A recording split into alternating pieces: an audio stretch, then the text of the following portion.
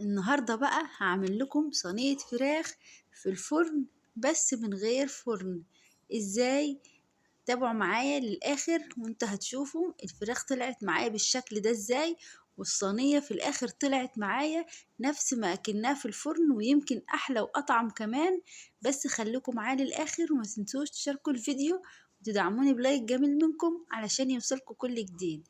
يلا نسمي الله وتعالوا اقول لكم انا عملتها ازاي النهارده. فكرة النهارده فكرة حلوة قوي وطلعت اطعم واجمل كتير من الفرن، علشان لو ما عندكيش فرن مش هتحتاري بعد كده. هاتي الفراخ حطها في ميه مغليه على النار وكل المكونات اللي بتحطها عليها اللي هي زي البصل والطماطم، حطي ملح وفلفل اسود وحطي مرقايه وورق لوري وكل البهارات اللي عندك. لما الفراخ تستوي نص سوا وبعد كده صفيها، يعني ما تخليهاش تستوي السوا الكامل.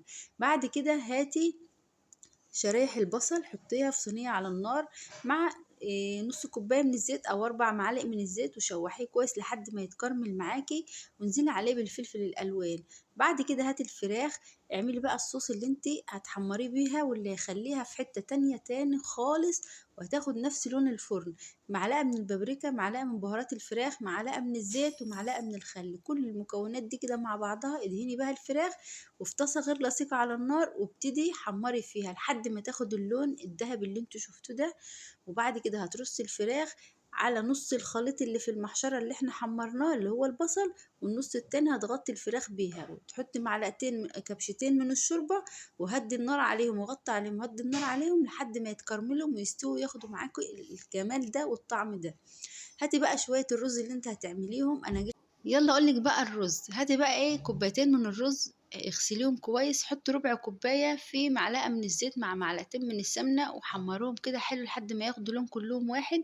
بعد كده انزلي ببقية الرز وانزلي عليهم بالشوربة وانزلي عليهم بشوية الملح لو شوربتك عايزة ملح، مش عايزة خلاص. وبعد كده غطي عليهم لحد ما يستووا. كده الرز استوى معانا وغرفناه بالشكل ده كده. قدميه بقى بالطريقة اللي تحبيها واللي انت عايزاها. والفراخ طلعت معايا استوت سوا يا جماعة، دايبة دوب وطعمتها مش عايزة اقول لكم حكاية.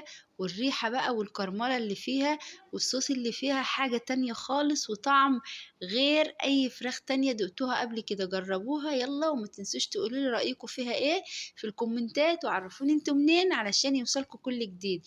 ولو كل حاجة بقدمها بتعجبكم قولوا لي رأيكم فيها ايه، ولو محتاجين اي حاجة وعايزين اي وصفة جديدة ابعتولي وانا هعملها لكم وهنفذها لكم.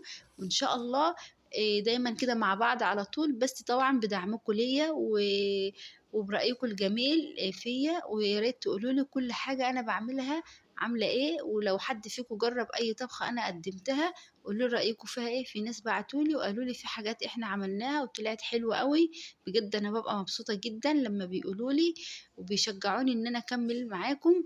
شايفين الفراخ طالعة عاملة ازاي، دايبة خالص ومستوية سوا تماما، يعني بجد احسن من